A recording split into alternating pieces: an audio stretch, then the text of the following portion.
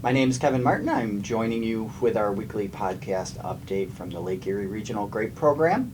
I just wanted to go over a topic we've been discussing the past few weeks. It's actually Petiole sampling season. We do this a couple different times during the year, or we can. And this is the most common time because growers have time and the window's a little bit longer. You can sample petioles after veraison. So that's why we're talking about it now. And the other thing that happens is we've got a big crop this year. So we see a lot of weird things happening to leaves, so growers are a little bit more concerned. It's very important to take both a soil and petiole test when you are trying to diagnose a problem. And we see a lot of problems this time of year when we have a big crop because the vine just gets short of things, and a lot of times that it can be weird things. It's not just NPK or something like that. So we see some more soil and petiole testing happening, and I want to go over a little bit about different strategies for taking those samples and how it impacts the cost, when it's appropriate to invest a little bit more in your soil and petiole sampling protocols. So what we want to do is we want to make sure we're getting soil and petioles from everywhere that you're going to manage differentially. So if you have a 100-acre farm spread out over 2 blocks, and those are just 2 really large blocks, and you're almost positive that you're really not going to do any differential management. It would be very difficult for you to do that. You probably want to just divide those 2 blocks up and take 1 sample per block, and then also divide them up within the block based on soil type, just to make sure you're getting a reflective sample of what's actually happening in your vineyard, because we know you're going to manage to the average, so it really doesn't make a lot of sense to pull a bunch of different samples and then just manage to the average anyway. In that case, what you do want to do is take a lot of petioles. Don't just take 50 petioles. You might want to take 500 or 1,000, and then take a lot of soil cores too. So you're mixing up a lot of soil cores and you're mixing up a lot of petioles to get very few samples. Now, if you have smaller blocks, if you have lots of soil types, so even if you don't have variable rate technology, that's going to increase the number of samples you can pull, because it's pretty easy as you move from block to block because row orientation changes, or you're moving farms, or anything like that. You're changing varieties.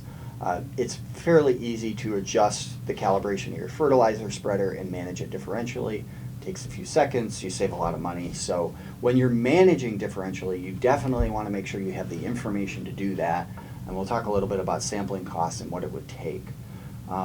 So for the most part, what we want to do is get your sample size down to something reflecting about 5 acres, if we can. And that's what we would do if you were doing differential management with a variable rate fertilizer spreader. And in a situation like that, we wouldn't really care about row orientation or boundaries. We would really just want to go after where the variability existed, because we have the ability to change the way fertilizer is applied within the row.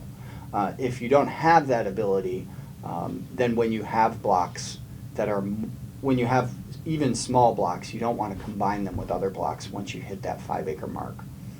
It's a grid sampling method, and we would do that with both soils and petioles. At least we would recommend that in almost all cases. And I would pretty much consider it mandatory if there was an actual problem you were trying to diagnose. With problems that you're trying to diagnose, it's a sample that you want to pull every year that you see the problem, especially if you don't know what the problem is.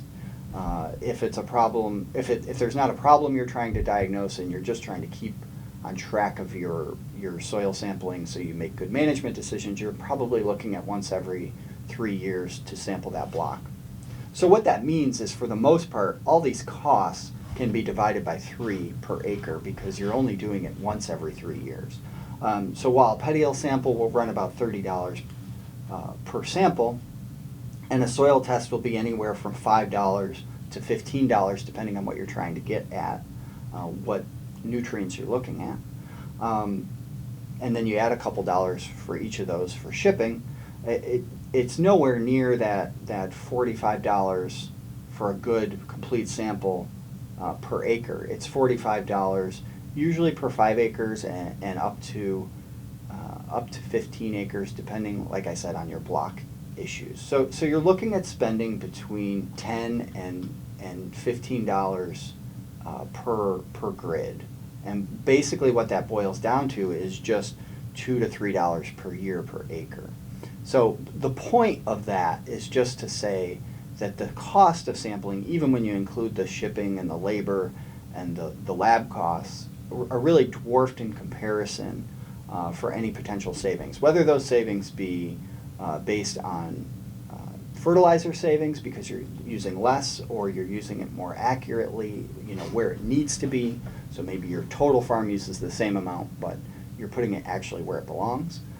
Or it's just based on not just material savings, but improved vine health. It doesn't take anything to achieve that $3 or $4 per acre savings that you need. So that being said, cost really should not be a barrier to sampling. The only thing that you really need to do, and I sort of mentioned this earlier, is if you don't have the ability and you're not going to manage differentially, it really doesn't make a lot of sense, unless you're trying to diagnose a problem, to pull multiple samples from within the same small block, especially when the soil type is the same. I would encourage you to sort of triple the cost of the soil test, especially if you're not getting a Petiole test, but even if you are. It's $15 for basically a full run of all your micronutrients. You definitely need to do this if you're playing with any micronutrients. So if you have a practice of putting on boron, you should be sampling for boron to avoid toxicity issues.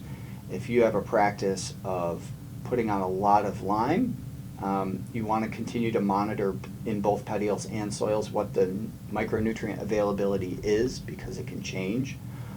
If you're just managing NPK, you're aiming for 5 tons per acre, and you're sort of doing it in the 1980s, 1990s method of least cost, totally viable option for rented ground where you don't have the ability to invest in soil health.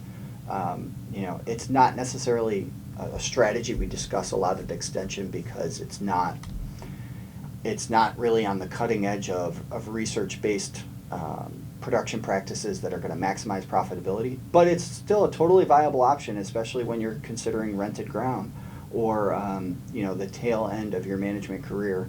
Building soil health takes decades, so if you're thinking about retiring in the next 2 or 3 years, if that's the situation you're in, these less expensive soil tests may make some sense. But that being said, you're still looking at a savings that's very minimal. You may save 50 cents or $1 an acre. So if you're not going to manage these micronutrients and you don't see symptoms, it doesn't make sense to test for them. But I would encourage you, where you're trying to push your vines, to start to think about managing more nutrients. And when you're managing them, you should definitely be measuring to see what you need. We don't use a lot of them, and so more is not always better. So monitoring and knowing what you've got makes a lot more sense, and the cost is, like I said, very insignificant.